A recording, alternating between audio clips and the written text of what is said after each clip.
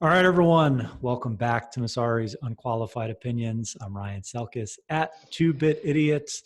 Have another fantastic episode today to share. We've got the co-founder and CEO of Arwen, Sharon Goldberg, on to talk a little bit about non-custodial trading and custody and all the work that her team has done to advance that particular bit of industry infrastructure. First off, Sharon, I should start by congratulating you as you just announced the successful completion of your fundraise that wrapped up at the end of last year. I went through a fundraise last year. We share mutual investors. We raised a similar amount of money. So I know how treacherous and difficult that environment was.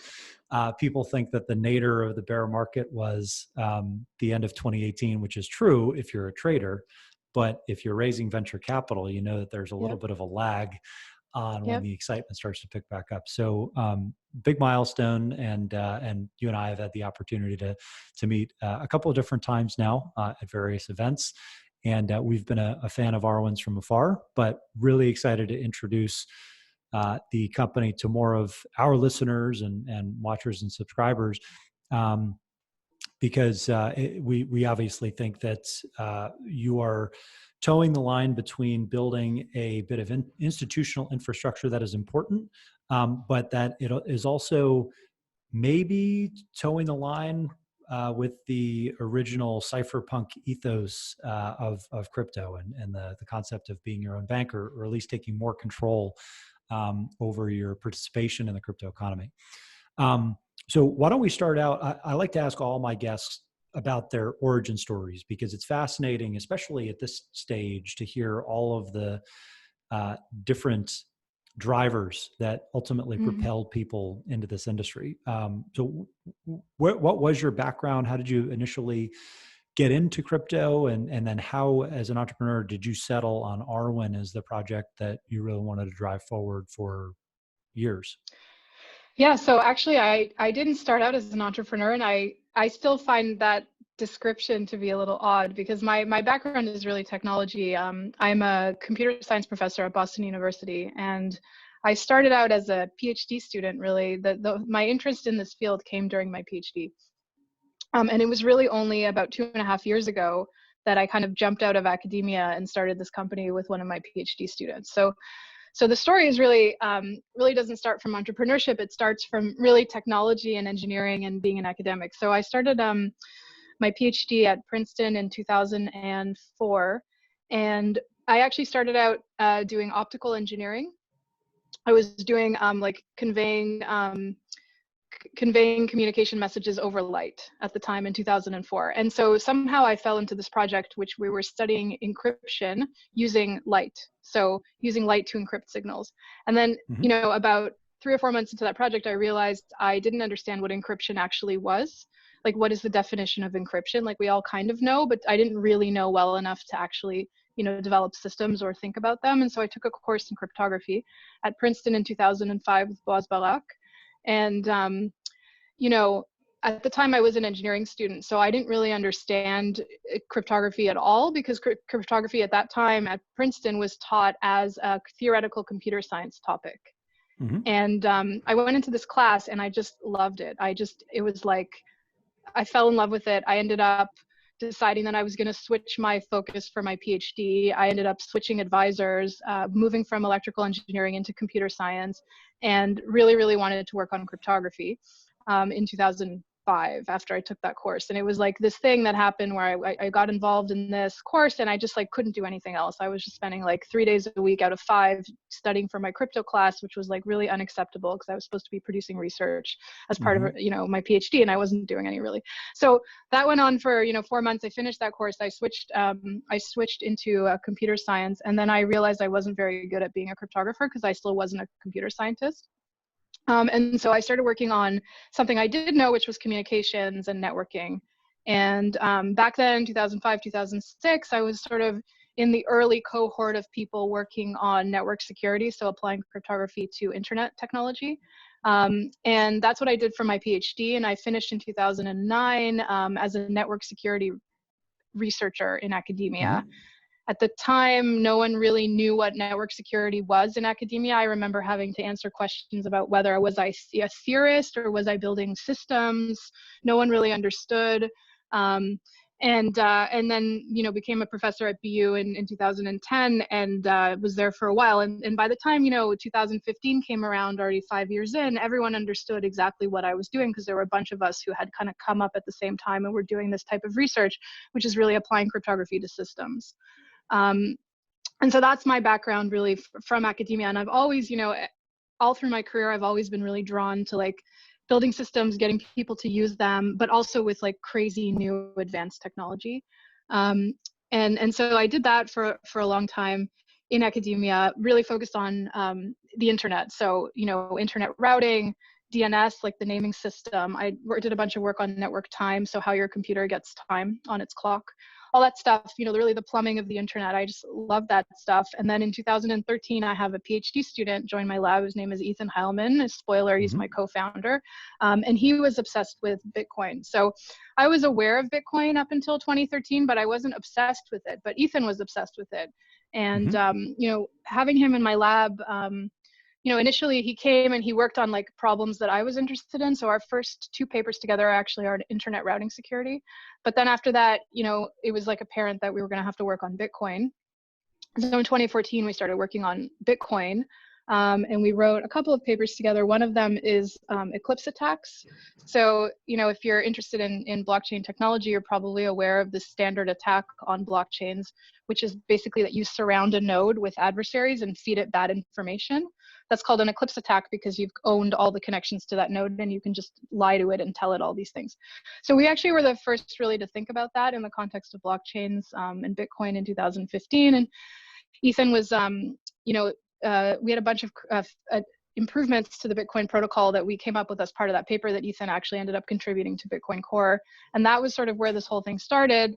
We did a bunch more things together. One of them is Tumblebit, which is a mixing protocol for Bitcoin that we did in 2016. And that was really when we like started to notice what was happening in the industry and the amount of excitement and innovation that was happening in the industry. And we, you know, I was looking as a professor at like some of the stuff that people were doing at that time. It's hard to describe. It's like take your most brilliant first year grad student who just has really no sort of training in how to think about this really advanced technology and is just taking the latest and greatest things and just throwing them together and coming up with new systems. And there were like many projects like that. And it was really interesting to see that happening. And we were watching that from inside BU. And when Ethan and I were just like, every month we were like, we need to start a company, we need to start a company. And so we did in middle of 2017. And that's how we started Arwen. So, but I never really, it wasn't in the plan. Like I kind of thought it would be interesting to work on a startup or to work at a startup, but this was just sort of a perfect storm of like interest in what we were doing, watching what other people were doing, looking at what we knew how to do, and just saying like we have to go out and try and see what happens. And so here I am 2.5 years later, still on leave from BU working at the startup. That tends to be how it happens when you fall down the rabbit hole. So what, if anything, has changed about the direction and you know, general focus of the company? Because I think the problem that you're working on now in terms of basically facilitating exchange without giving up control or custody of your own assets is in many respects, you know, the Holy Grail for security without losing all the benefits of this highly liquid tradable asset class. Yeah, I mean, so there's a lot of things I want to say here.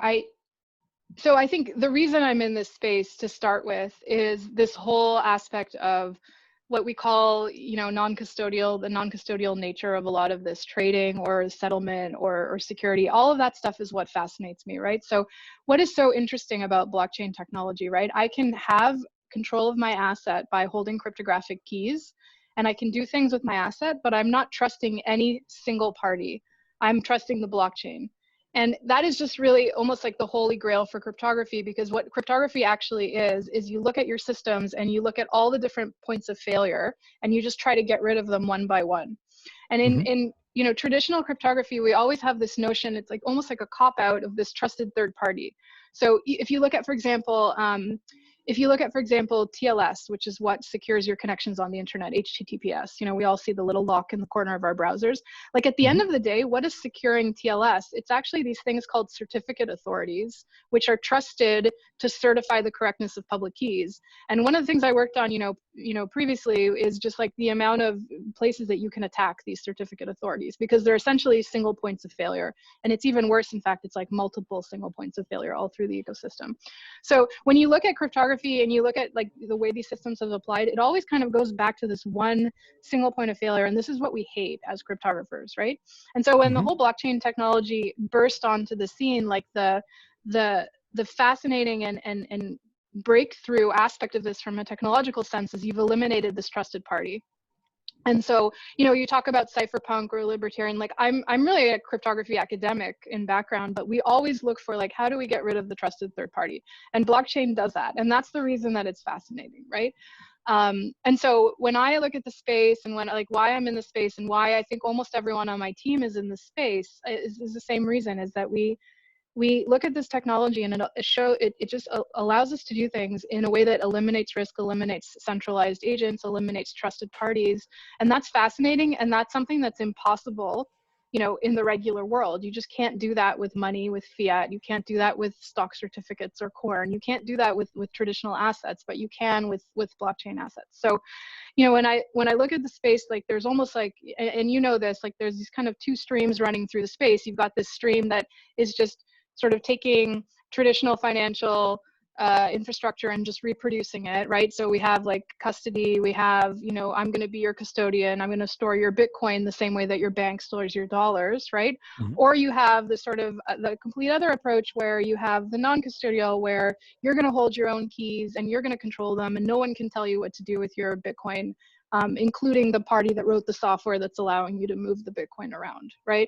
And I clearly just, you know, deep in my soul belong to the second camp of like wanting to allow the full power of this technology to be used, right?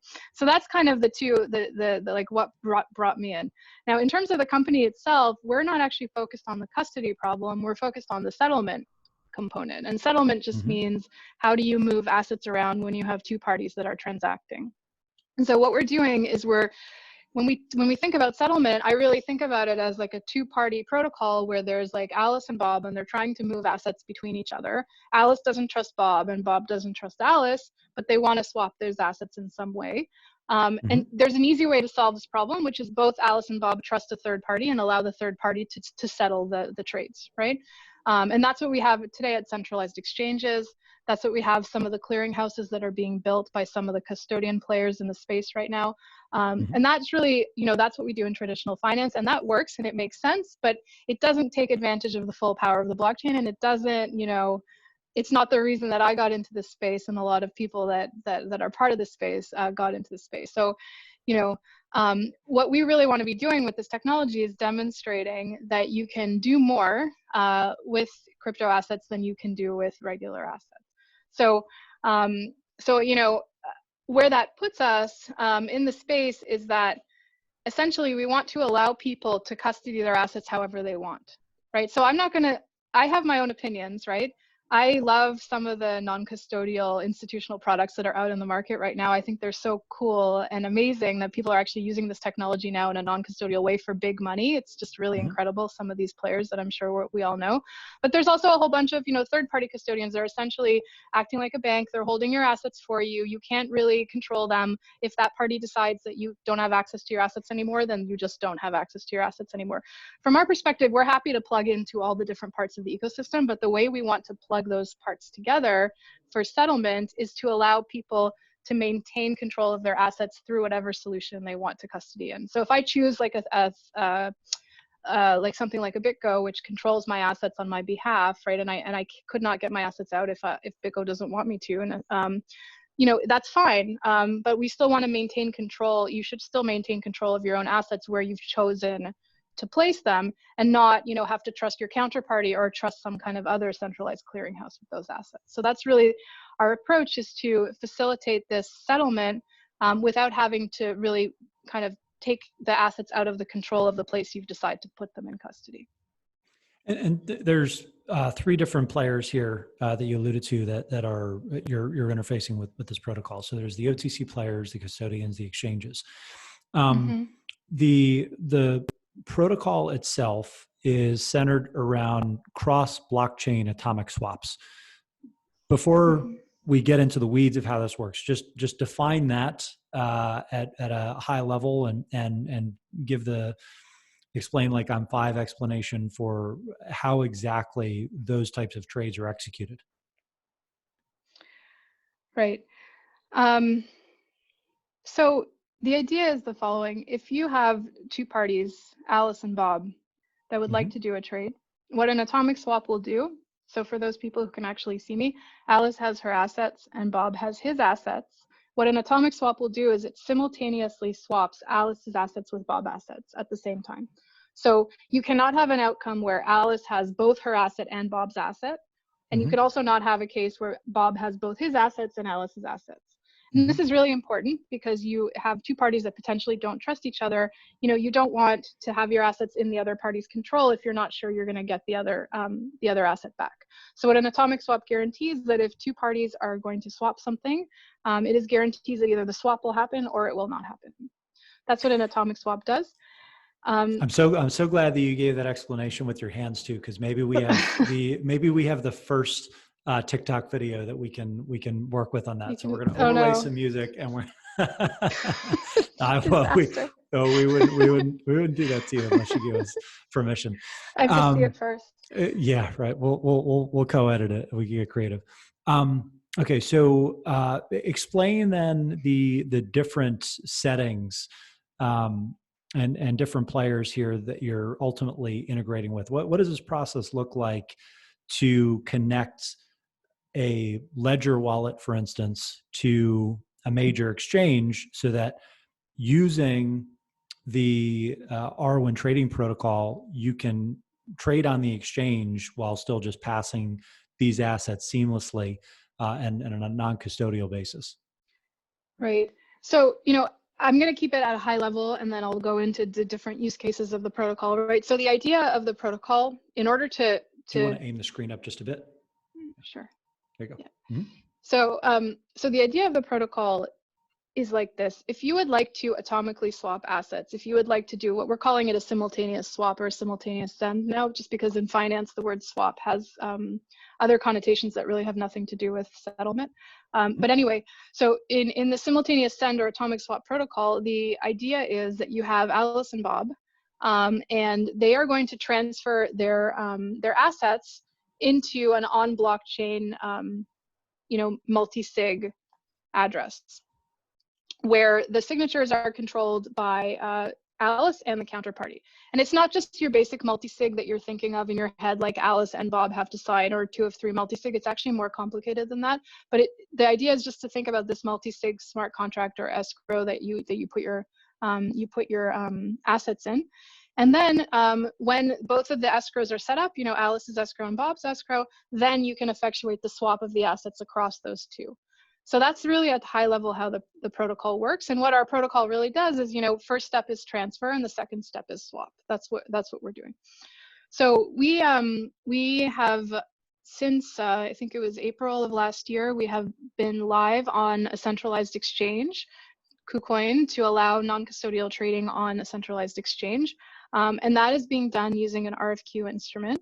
So that we launched last year, and you can use it. And actually, we just recently, like a few days ago, released a new front end for that app, so you can have an improved experience now when you trade on KuCoin non-custodially.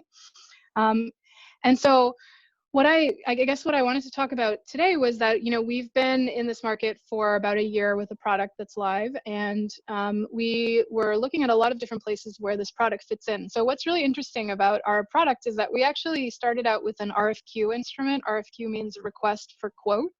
So in a request for quote instrument, you will go to the party that you're trading with, let's just call it the counterparty. You will say, I want to sell 1 Bitcoin. Please quote me a price. You get your price, and then you either accept it or not. but the price is locked in. So that quote is held for you, and you get to choose if you want it or not. So we actually began, launched with an RFQ instrument. And then as we were out in the market, we realized that RFQ is actually being used quite frequently in the OTC market, in the bilateral trading market. And in fact, there's streaming RFQ systems these days. There's more and more stuff happening with like fast RFQ, but generally speaking, in the OTC market, there's a lot of RFQ activity. So what's been happening is that we launched with RFQ on KuCoin on an exchange. And then we sort of had a choice. We could have launched, more trading instruments that would work with a centralized exchange. So we could have added limit order support. And actually, if you go read our white paper, we have a full description of how to support limit orders, various different kinds of limit orders. And there's a variety of order types that people expect when they're trading on a centralized exchange. So we essentially had to make the decision, like, are we going to build more trading instruments, or are we going to kind of like double down on the RFQ instruments? And so, we're a small team. And so what we've decided to do is really double down on this RFQ and go into where it's really being used, which is in the OTC market. And so that's what's been happening in the last few months. And so we're really focused in on this bilateral trading market right now, and applying our protocol and modifications of our protocol to that market to facilitate this trustless exchange of assets between two parties that don't necessarily trust each other. But it's really also more about like the trust for me. Again, I come from a crypto background, so when you hear me talk, I'll always talk about trust and risk because that's just where my head is. But at the end of the day, what this is actually doing for people is it's removing like a lot of the sort of ridiculous process that's in place to settle these OTC trades. It's a very low tech process actually for a lot of players in this space. And you'll have things like someone sending an address to someone else over a chat client and then sending it over email as well. And then you have two versions of the address. You make sure they're the same. You type them into your wallet. You send $1 million worth of Bitcoin. You wait for the other side to call you and say, I got your $1 million worth of Bitcoin. And then you wait for them to send you back some ETH or something like this, right? So this is like, the lights turned off. Okay, there we go. So this is very low tech, and we're also talking about like huge money involved in these trades. So this is a super interesting area to go expand our technology in, because not only are we making it more secure, but we're also really streamlining the process. We're taking away the phone calls, we're taking away the trust transactions. Our system will be watching all the blockchains. If it's a Bitcoin to ETH trade, we'll see the Bitcoin, come in, we'll see the ETH come in, we'll notify both sides that it's happening, they can verify that it's happening, and then they can execute the swap. So we're taking away a lot of this manual process that people have to work through today when they're settling bilateral trades. And in particular, that's why we're really interested and excited about working in this space, because not only have we been sort of like RFQ from day one, but we're also like, it's also the settlement process in that space just so clunky today. It's sort of rife for improvement. And so we're really excited about expanding into that area.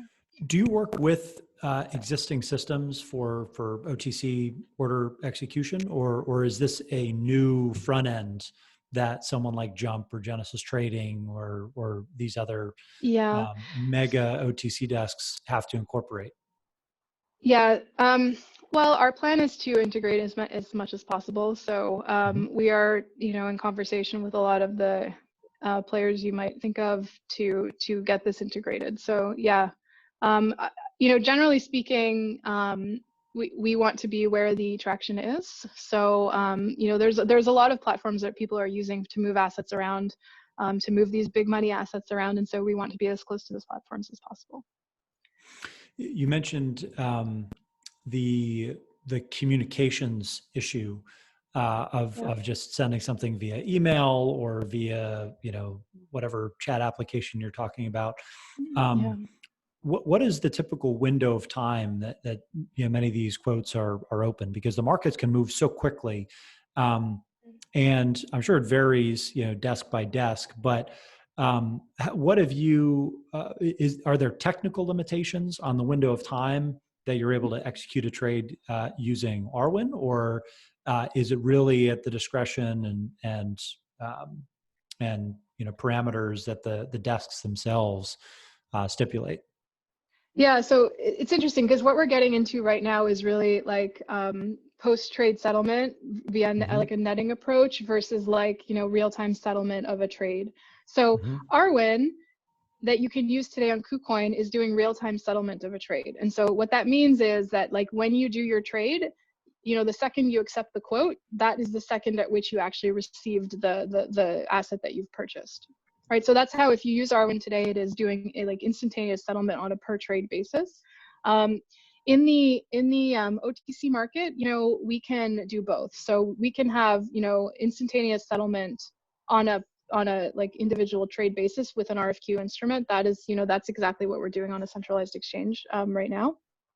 We can also, we're expanding the technology to support also the netting approach. So what's really interesting, I don't know how many people know this, maybe everybody knows this, but I found this really interesting, is that, you'll have an OTC, trade between, like a counterparty and like a big desk. And it'll be for like some big amount. And actually the trade doesn't settle immediately after the trade is made, right? So when these trades are made, there's this moment in which, we agree on, it's one Bitcoin for $10,000, let's say. We agree like right now, but the actual movement of funds doesn't happen instantaneously upon agreement. Like it's actually settled by the operations team of the desks, and the two operations team will actually go through this like manual process of moving the funds around. And that could actually happen even one day after the trade. So what's really interesting is that the quote is actually taken, maybe at 6 p.m. today, but the settlement doesn't happen until 9 a.m. tomorrow. So, for that use case, that's sort of a slightly different way of sort of packaging our technology, but we are, we're able to support that with some of the stuff that we're going to be coming out with soon.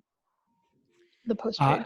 And how many assets are you supporting today? So right now you can use Bitcoin, Litecoin, Bitcoin Cash, and Ethereum with the existing Arwen that we have. I don't know if I can announce like specifically the assets that we're going to be supporting with the next round of releases that we're going to have, but let me just say, suffice to say, it includes Bitcoin and Ethereum. So we are, after 2 years of working on this stuff, we're pretty quick at pushing out, Ethereum and Bitcoin smart contracts and multi-sig escrows and things like that. So that's really our starting point. And I guess one thing that I do want to say in that regard is that we really are always working natively on the blockchain that we're talking about. So if I say we're supporting Bitcoin, I mean we're supporting Bitcoin on the Bitcoin blockchain, Ethereum on the Ethereum blockchain. We don't have our own blockchain. We don't use any pegs. We don't have inter-blockchain communication. It's just straight like, this is Bitcoin, this is ETH. That's how we move the assets around. Yeah, and that was going to dovetail into my next question, which is you look at 0x and Kyber and some of the other decentralized exchange protocols, they're all focused on Ethereum and ERC20s right now. If you look at some of the interoperability projects, Cosmos, maybe Polkadot when it launches, they're kind of early on, but those are typically the names that come to mind in terms of base layer blockchains.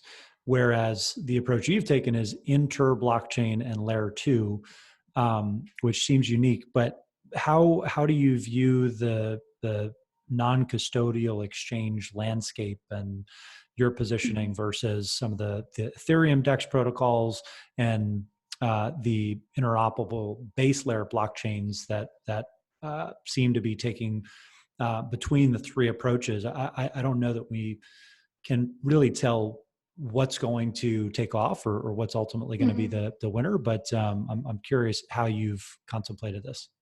Yeah, I've thought a lot about this. I'm trying to systematize the way I think about this. Okay, so, I really strongly believe in our approach, obviously, because it's our approach and we've invested 2.5 years into thinking about the world this way. But I really strongly believe that at the end of the day, like the asset that you're moving has to be the actual asset. So there's a difference between Bitcoin on the Bitcoin blockchain and a peg to Bitcoin, right? So saying, for instance, let me give the sort of like most extreme example of this. BTCB, for instance, the Binance Bitcoin. So Binance DEX has the ability to quote unquote support Bitcoin. What does that mean? It means that there is this asset called BTCB, which is issued on the Binance DEX, Binance chain, excuse me, and it is pegged to Bitcoin. So what that means is that one BTCB corresponds to one Bitcoin. Now, how do we know that that peg is actually correct, right? This is the same question that everyone always asks with Tether. How do we know that one Tether equals $1? It's exactly the same question. Well, you have to sort of trust the issuer of the Tether or the issuer of the BTCB, right? So this notion of pegged assets, we see it in a lot of different projects. Binance DEX is one, Waves platform has some of this. There's a bunch of different places where you see these sorts of pegs, and these pegs really, you know, even though they're being used in a non-custodial platform, they have a very significant pegging risk, right? Because you really don't know what is backing that peg. So for us, we don't have any of that. We really, if we're talking about Bitcoin, I'm talking about Bitcoin on the Bitcoin blockchain, and I'm never talking about anything else. With regards to, and so you do see a lot of DEXs that have these assets that are just pegged with this, I don't know what to call it, maybe a free peg, or I don't know what the correct terminology is, but there's no way to verify that the peg is accurate. You just have to trust the issuer of the pegged asset. So that's one piece, and I would say that's on the extreme side of risk in terms of, you know, having to trust a third party with something, and in particular, it's the correctness of the peg. And then there's a bunch of other new approaches that are pretty exciting. Like the inter-blockchain communication approach from the Cosmos community. And then there's the TBTC, which is a peg of Bitcoin on Ethereum, where there are protocols being built to actually sort of help you verify that the peg is really accurate, right? With the, for example, the inter-blockchain communication, what they're doing there is they'll have a group of parties that will be sort of locking up Bitcoin on the Bitcoin blockchain and then issuing this pegged version of Bitcoin on their own Cosmos blockchain. I don't know what the name specifically of the blockchain, but it would be some sort of Tendermint chain. So that's pretty cool. But again, we're trusting that set of federated parties to not lie to us about the existence of the actual Bitcoin. So there are some, you know, there are some issues there about the correctness of the peg. It's sort of similar to kind of things we think about when we think about proof of stake. But again, we have these few parties that we have to trust. And so we don't have any of that with the approach that we have. And then with the TBTC, there's actually a quite complicated protocol that actually allows you to verify. And there's a variety of different places where, you know, things are more or less risky, but it's really cool. But again, you have a lot of machinery there to enforce this peg. So I think that these are all important and awesome that people are building them, and that the community gets to try them and see what they do. And I do actually love the fact that, like, you know, you have TBTC and now you can trade Bitcoin on the, you know, on all these ERC20 DEXs. That's really cool. But, you know, there's still this pegging risk that's there. So for us, we really, you know, moving into the space of really large trades, and in the space of really large trades, I don't want to have to go explain to people like what this peg is, what's it doing, like why should you trust it? Do you want to put $10 million through this peg? Maybe you don't. So that's kind of where we land. We really want to be like native on the actual blockchain itself. So wherever the asset is issued, that is where we will be moving it around. So, you know, maybe we'll change gears a little bit. As I talked about at the onset, we it makes sense that an institutional audience will eventually graduate to this same mindset that many early adopters have, which is to, you know, be more in control over instant settlement, to completely eliminate the trusted counterparties, which have proven vulnerable time and time again. At the same time, this does feel somewhat exotic. So to talk about the, at least through an institutional lens, can you talk about the fundraising process and ultimately who you were targeting, how you were thinking about positioning this as an infrastructure bet, when most other institutional focused or kind of large trading software companies are trying to build prime brokerages. They're trying to build actual custodial services. They're basically going the complete opposite direction.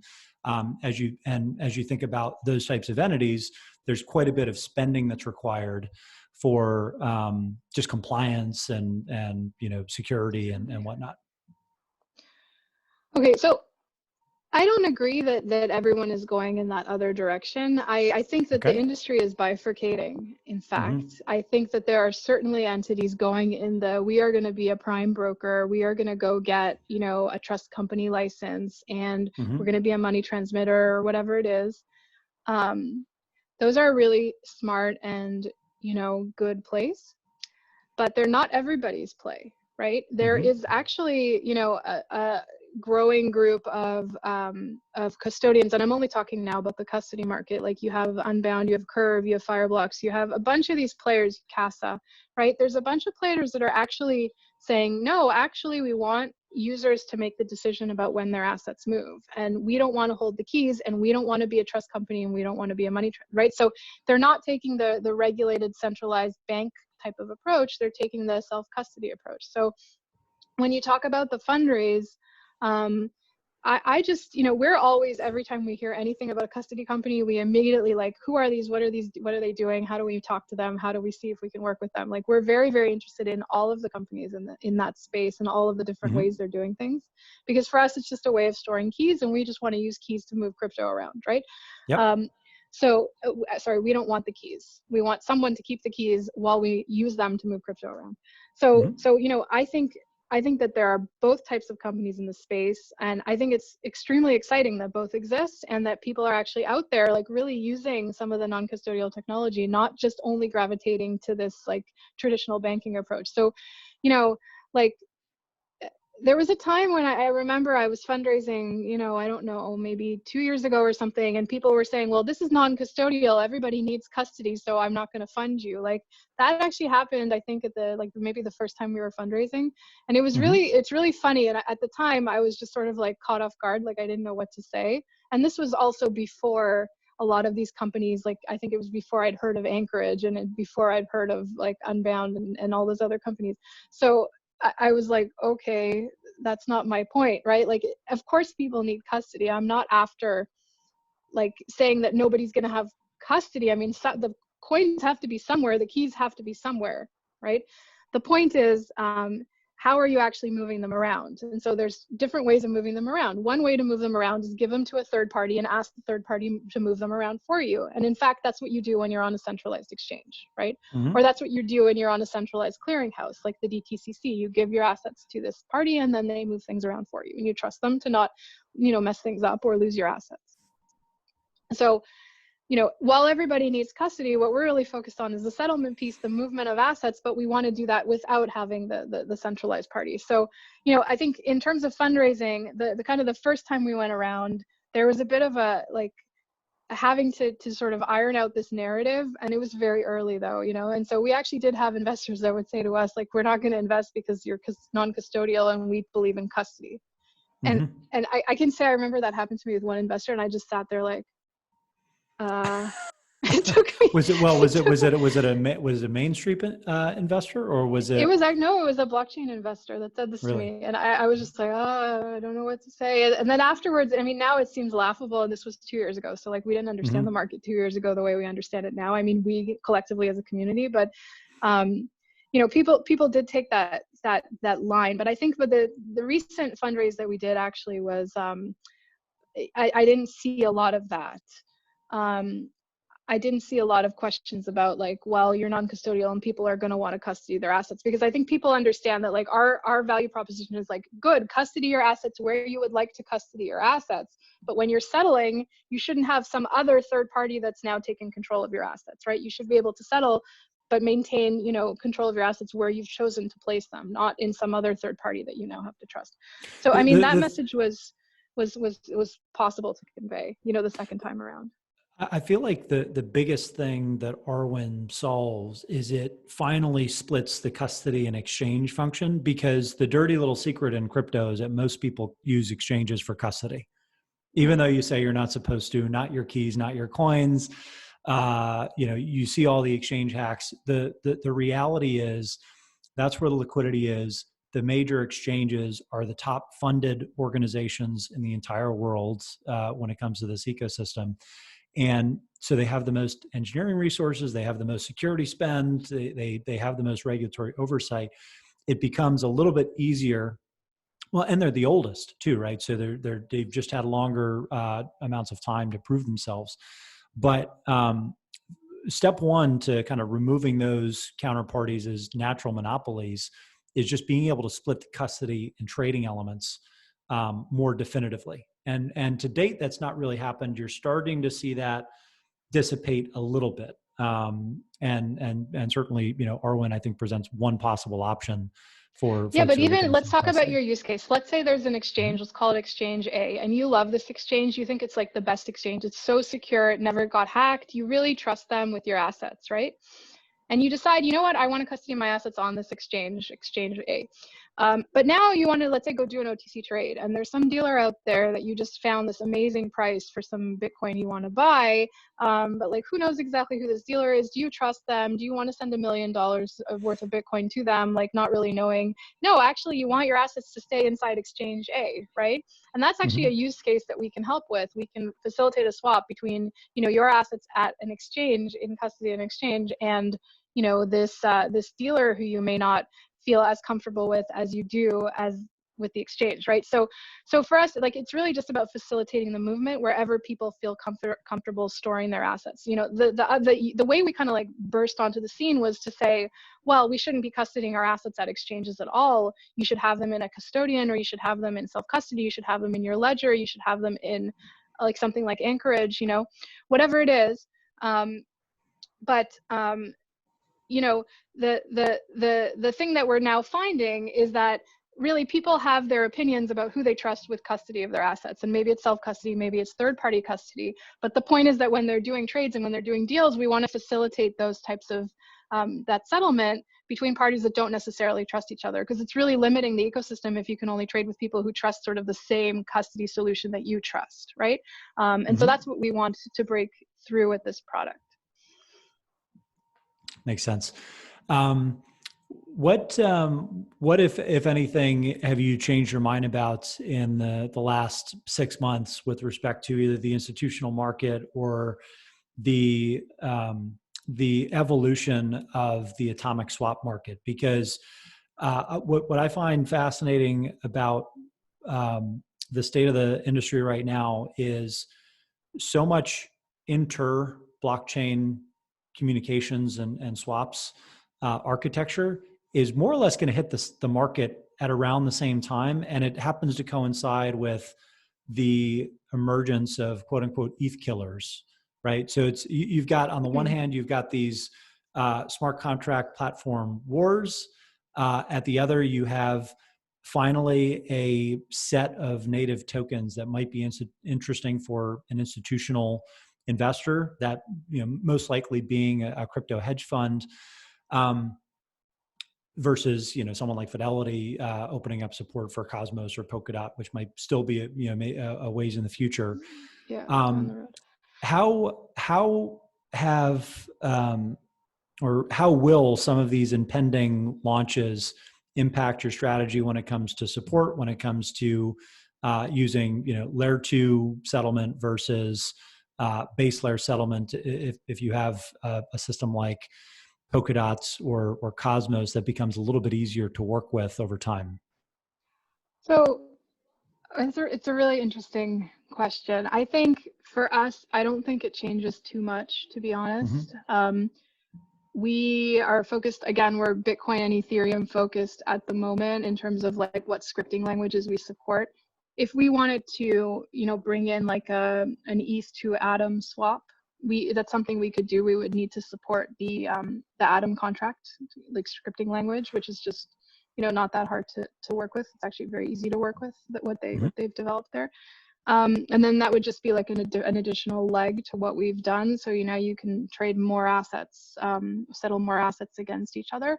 So I don't see that as causing us any change in the strategy, because as I said, a couple of questions ago, we really are staying away from this notion of like inter-blockchain communication through pegging or through colored coins, because we don't think that it's going to be something that's acceptable for really large movements of the assets. I mean, we could be proven wrong. I could be proven wrong with this, but I think when people want to move Bitcoin, they want to move actual Bitcoin. They don't want to move a pegged version of Bitcoin, or, some Bitcoin that a federation has said is Bitcoin and has issued on another blockchain. But like, who is this Mm-hmm. federation? Is it really the Bitcoin blockchain with all of those miners that are actually sitting there mining? Or is it like, 5 or 6 machines in a data center somewhere, right? So there's a really big difference in the level of security you have with these different types of technologies. So from my perspective, I think it's like I think this is our community, you know, in the space, the set of people that are working on cross blockchain protocols. We are a community, and we all sort of have the same problems and the same ideas. And I'll talk a bit about that in 1 second. But you know, I think our approach remains, you know, focusing on the native assets, because we just think that it's just a more secure and less complex way of doing things, and we're very comfortable working across many different types of smart contracting platforms. Now, what I do want to say about my brothers and the other companies who are developing cross blockchain technology is that I think it's, I think that you know, I think that there needs to be a way for these layer 1 blockchains, like the new upcoming, like you called ETH killers, to really incentivize the smaller companies to support their chains. And there's a big, we talked about fundraising. There's a big funding inequality here, in the sense that, like, my company is an equity-based company. We don't have a token. We recently raised 3.3 million, which is like pocket change for a lot of these projects. So, you know, I'm hoping that we've already seen some proposals, like in the Zcash community, to provide grants to developers building on top of Zcash. And that's really incentivizing, because, you know, the reason I'm saying that these other projects are like my brothers and sisters is because, you know, when you support a new blockchain, you need to support their block explorers, you need to support their nodes, you may need to support their light clients. How good are these light clients? Are they full of bugs? Are you spending half your time pushing fixes to these third-party, you know, software that you've integrated into your platform? Yep. How many developers do you have doing that, right?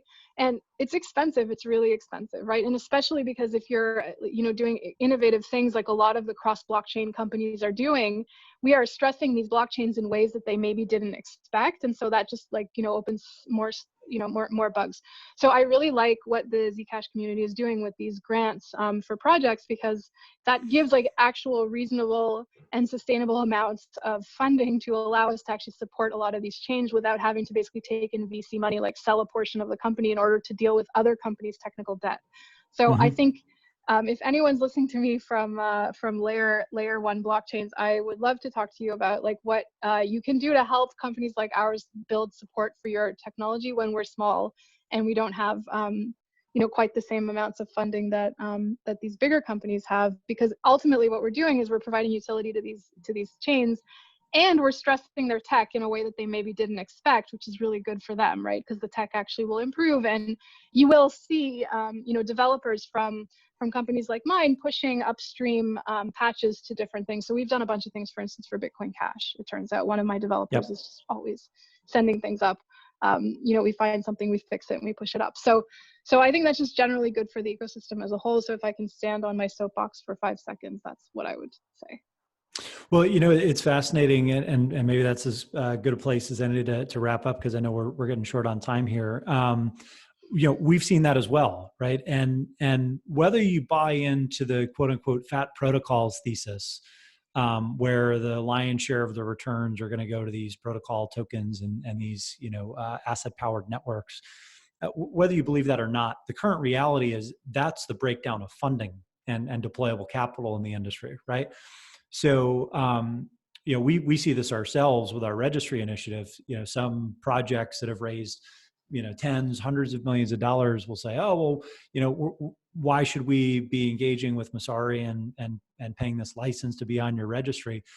And my answer is, because look at how much money we've raised and look at how many analysts we have. And, like, you know, if you're not going to put some skin in the game, how are we supposed to track every single change that your team is making on a daily, weekly basis?